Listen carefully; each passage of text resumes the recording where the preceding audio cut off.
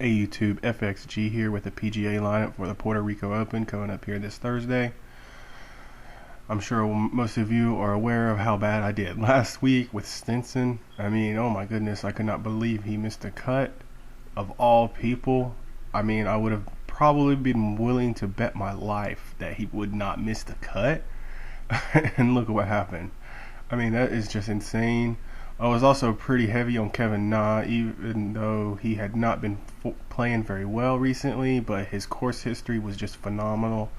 I really should have took one of my subscribers' advice and stuck in Tony Finau. I would have at least cashed with the lineup if I had just missed Stenson, and that was it. Those two are the only ones that really missed the cut, that screwed everything up. I think everybody else did fairly well. I think what was it, Mark Leisman, whatever his last name is. Sorry about that. He took the W. I was thinking Kisner was going to end up getting a W, but he fell apart a little bit, which I was off of both of them guys, even though I have been on Kisner and Leisman in the past, and I just completely faded them this week or last week, which sucked. But let's get on with the Puerto Rico lineup. It's going to be a very, very hard week for me. There is just so many fucking players on here that I don't even know who they are. Even I've never heard their names, and you got people like Wesley Bryan and Dillette and McDowell as the top three in the 10K range. I'm not going to be too heavy on DK. I'm going to be slightly heavier on FanDuel. I was able to even cash in on the FanDuel lineup with Stenson getting 0 points.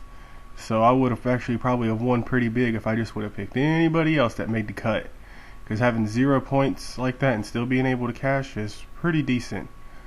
So I would stick to that again. I'll make a different FanDuel video because I don't like to make these videos too long.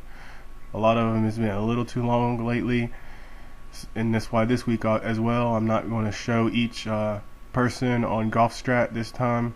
I'll just show a couple different things. But alright, let's see, 2.5 minutes in, haven't showed my people yet, so let's get started. I'm gonna go all the way down to the very last person, to Ryan Brehm. He's made 5 for 5 cuts. He can hit the ball pretty well. He's not an amazing putter. He's not gonna place top 20. He's probably not even gonna place top 30. But I would think he's gonna make the cut. And for somebody to make the cut at 5,900, he's definitely worth playing. My next guy I'm actually gonna go with Wesley Bryan, who I think has a chance to win it. He's been doing well recently. His Arnold Palmer one was about the worst. He kind of fell apart there at the end. He should have done a little bit better, at least a +1 at the very least. But I don't know really what happened, but he should do well. And a lot of people may be off of him after placing 69th like that. And that he's the top player, so he's a good pick, I think. My next one's going to be Alex at, what is that, 8,900.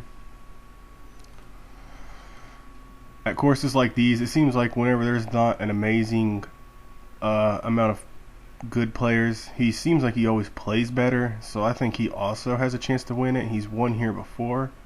2015 he won. 2016 I think he did T16 or T11, I mean, something like that.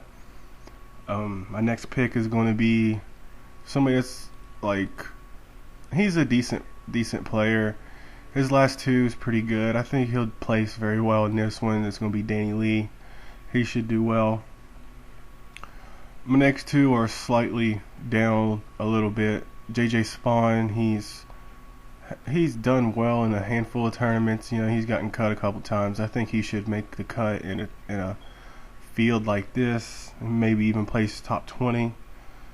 And my last sleeper at 7,300 is going to be Harold Varner. Oh, I forgot to add. See JJ at my bad. Which is Harold Varner. I like him. He also did well. I'm picking on a lot of people that at least did halfway decent at the Arnold Palmer, so I think that they should be able to do well at this one. I like these guys. I do like Luke List a lot. Scott Brown, he does have a phenomenal course history here, but them past 2 cuts in a 57th is a little brutal. I mean, he's only really done well once this year. He placed second at the Genesis Open, which is pretty good to do at a course like that. Who else do I like? I mean, I like Dillette. It's just that I don't want to pay up for him. David Hearn, also like him a little bit, and Brandon Hagee, he's okay. All 3 of these, actually all 4 of these, Vanaswegen, I think that's how you say his name, and JT Poston, I like them as well. I don't really like many people all the way anywhere down here. Maybe Olsen a little bit. I might stick him in the lineup. I'm only gonna do a couple lineups this week. There's some horse for the courses like Scott Brown. You know, he has done well. Graham Dillette as well. Boo Weekley I've been thinking about, but he's just been so bad lately. I mean, so bad. I'm not going to touch Marino. He has been kind of trash lately too. And the sleepers are some of the ones I mentioned. I'm not really too much on Greg Owen or Will McKenzie either. Cameron Piercy, maybe he withdrawed recently. I'm not sure if he got hurt. Power, a little bit.